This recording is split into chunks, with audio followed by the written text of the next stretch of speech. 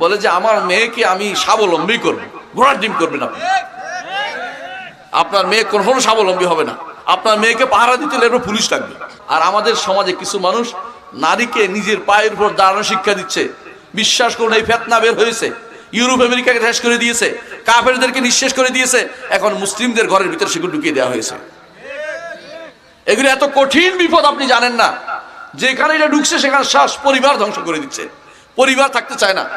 অনেক মানুষ আমার কাছে এসেছে যে আমার তো টাকা খাওয়ার লোক নাই, টাকা খাওয়ার অভাব মানে লোক নাই, আমার স্ত্রী কেন চাকরি করবে, সে কার কাছে থাকে দুপুর পর্যন্ত বিকাল পর্যন্ত আমি জানি না, আমার সন্তানকে দেখবে কে। আমি বলি যে তোমার টাকার দরকার নাই, মাসিক কি চাও তাও দেবো, তারপরে না চাকরি করবে, তোমার টাকা খাবো না, তোমার উপর নির্ভর করবো না।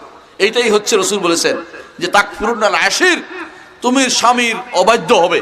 ঠিক অবাধ্য হচ্ছে আজ সমাজে, এর মধ্যে দায়ী আমার পুরুষরাও দায়ী।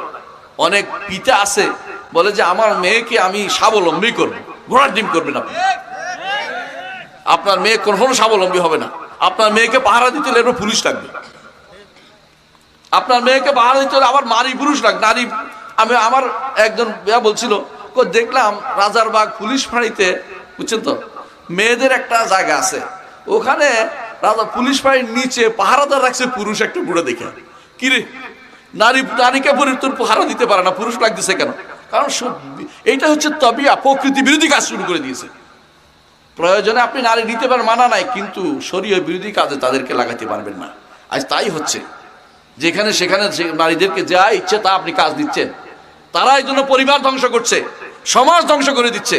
সন্তান নিবে না, একজন বলে সন্তান আমার ইয়া হয়ে যাবে, ওই হয়ে যাবে। এইভাবে ধীরে ধীরে দেখা যাচ্ছে এমন সন্তান তৈরি হচ্ছে, এমন পরিবার তৈরি হচ্ছে, আল্লাহ বিরোধী পরিবার তৈরি হয়ে যাচ্ছে।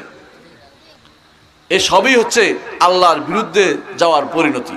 এগুলি আল্লাহ তাআলা নারীদেরকে অবশ্যই আমাদের সমাজের মধ্যে অবশ্যই একটা অংশ হিসেবে রেখেছে, কিন্তু তাদেরকে অবশ্যই নারী পুরুষ মিলেই একটা সমাজ গঠন করবে, একটা পরিবার গঠন করবে।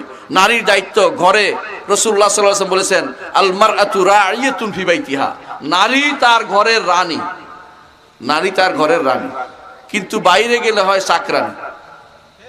ঠিক কিনা? দেখছেন না আপনার, বাইরে গেলে চাকরানী। আর সে ঘরে থাকলে স্বামী দুনিয়ার টাকা রোজগার করে তাকে দেয় যে পরিবারটা চালাও, সে খুশি যে সুন্দর করে পরিবার চালাচ্ছে। কিন্তু যখন সে দুইজনে টাকা রোজগার, নারী কিন্তু 1 টাকাও দেয় না, সবটি পকেটে পুরে রাখে, তার বিভিন্ন জায়গায় লোক রাখে।